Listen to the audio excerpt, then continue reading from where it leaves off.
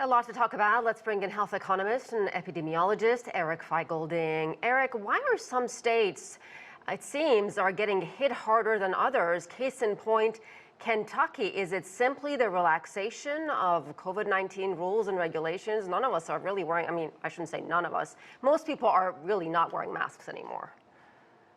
Yeah, there's been a lot of surge in cases nationwide. We're talking about schools, we're talking about hospitals and ERs. Some of the ERs are more crowded now than ever in the past year. Hospitalizations have doubled, actually more than doubled in the past month. So it's actually very concerning. And I'm not sure why specifically Kentucky. The stats show that the hospitalization increases are nationwide. So presumably the school cases are also nationwide. Just some schools, the buildings are older, and if building older, there are poor ventilation. And with poor ventilation, there's more indoor transmission. All of that could be possible. And of course, there is number. Go ahead, Eric. But remember that infection also leads to you being immunocompromised. So maybe there was more past infection in the Deep South than other places because they had less vaccination. And therefore more children are also less, their immune system has been hurt by past infection. It's more. All of these could be explainers. And it seems every year we discuss this, new variants. This time there's a bunch of them, but the one I saw most talked about is referred to as BA.286 or Parola. What do we know about this variant?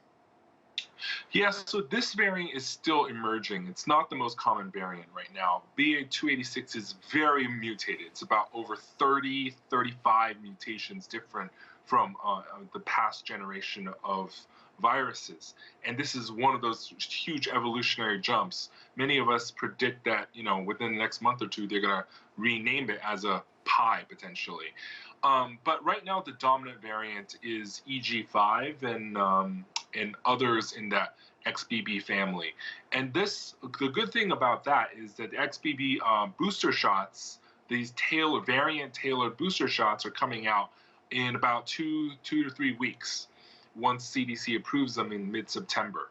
So the current variant that's hitting the shores, that's causing all these headlines, it will be protected if you get the new XBB shots. But the new, super new emerging BA.286 is the one that we're really worried about.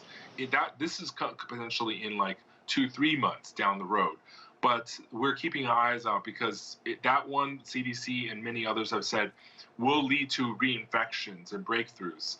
And so this is why we need more than just vaccines. We need the vaccines, plus we need, not just masks, but also ventilation. I always emphasize air quality, ventilation, air disinfection.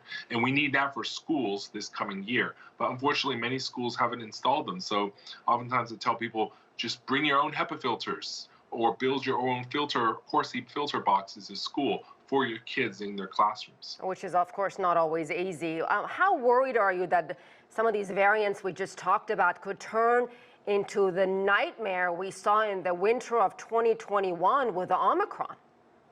Right. So the Omicron was this huge evolutionary leap. Some people say, well, we've had more immunity, more infections and vaccinations. True, but this BA.286, the variant that we think will be named Pi in the future, is this another big evolutionary leap? And the question is, because we know that people's immunity to COVID wanes after 6 months, and the new vaccine that's rolled out, which is good for the current variants, may not be good enough for that. And the CDC just says, we just don't know enough about it yet because it is just simply too new.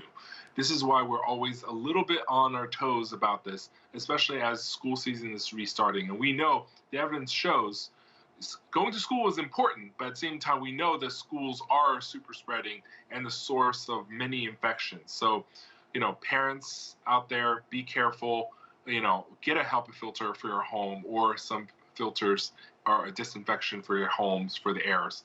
That's so important for your kids so that they could keep going to school. Yeah, you make a good point there, Eric Feigl-Ding. Thank you so much.